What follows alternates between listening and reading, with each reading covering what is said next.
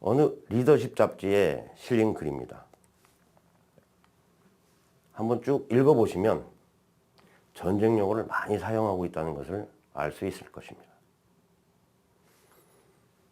파란색으로 표시된 무장, 살아남기, 총알을 장전, 패잔병 이런 용어들은 한눈에 봐도 전쟁 용어라는 것을 쉽게 아실 수 있을 것입니다. 정말 바쁜 일과를 보내는 K팀장입니다.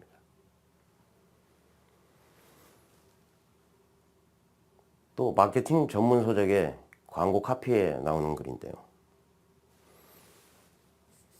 명사령관의 전략 노트, 살아남기, 죽음, 여기도 총알이 나오네요. 사관학교, 이런 용어들은 모두 전쟁에서 나온 용어들입니다. 자, 여기 살아남기, 죽음, 이와 관련해서 여러분들 손자병법에 많이 보셨죠? 제일 먼저 나오는 글이 아마 이 글일 것입니다.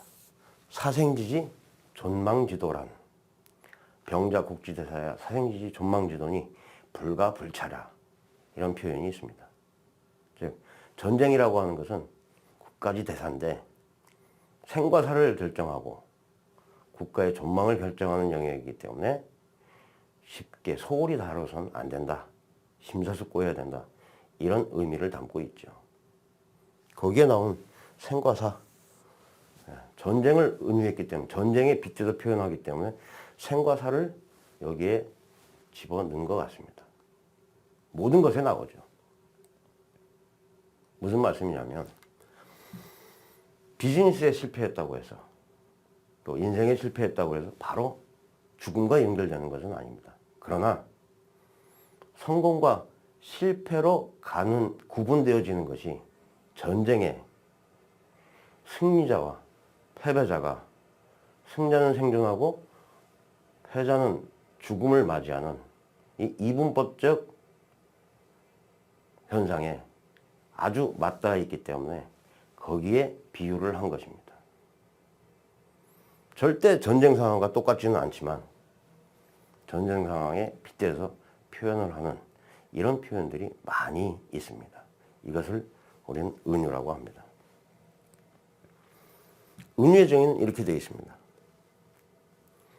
A라고 하는 것을 표현하고 싶은데 A를 직접적으로 설명하는 것이 아니라 B와 C를 끌어다가 설명을 합니다. 즉 설명하고 싶은 건 A인데 A를 설명하는 게 아니라 B와 C를 가지고 하기 때문에 다소 좀 간접적인 설명 방법이 되는 것이죠. 이런 방법은 여러 가지가 있습니다. 이 가운데 가장 많이 사용하는 직유와 은유에 대해서 알아보도록 하겠습니다.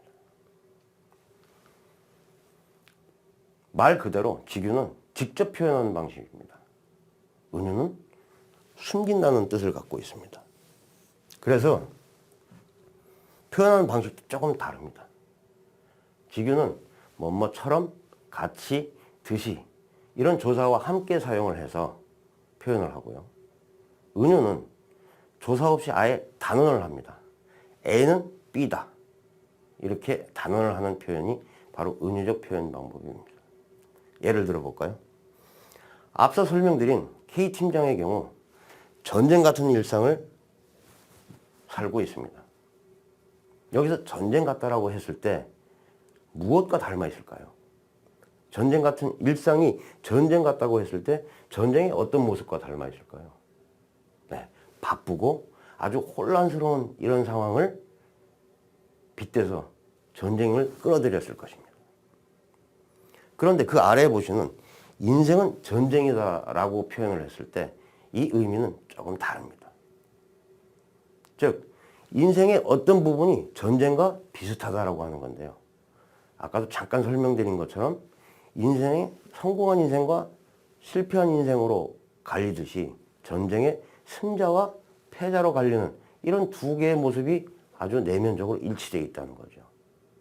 그래서 생각을 해보면 직유라고 하는 것은 상당히 표면적 유사성에 관심을 두고 있습니다. 반면 은유는 내면적인 속뜻에 관심을 두고 있죠. 큰 차이점입니다. 기교는 표면적인 것을 보기 때문에 사실 이해하기가 쉽습니다. 반면 은유는 상당히 좀 생각이 좀 필요하죠. 때문에 조금 고상한 표현은 은유가 담당을 하고 있습니다. 그래서 옛날에 셰익스피어 같은 아주 대문호들은 은유적 표현 방법을 많이 사용을 했습니다.